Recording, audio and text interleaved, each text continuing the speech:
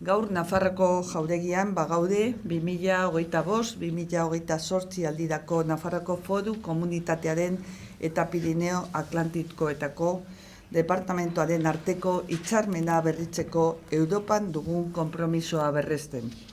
Mugaz gaindiko elkarlaneko hitzarmen honen helburua erakundeen arteko loturak sendotzea eta Nafarroko gobernuaren eta Pirineo Atlantikoareko departamentoaren arteko lankidetza sendotzea baita. Lankidetza hori 2001ko ekainaren 20an hasi zen lehen aldiz, bi erakundeen arteko mugaz gaindiko lankidetza formalki hasi zenean. Lankidetza horretan mugako bi lurraldeen garapen ekonomikoa areagotzeko harreman estuak izateko asmoa adierazten zuen, modu honetan elkar proiektua sustatuz. Gobierno de Navarra. Nafarroako gobernua.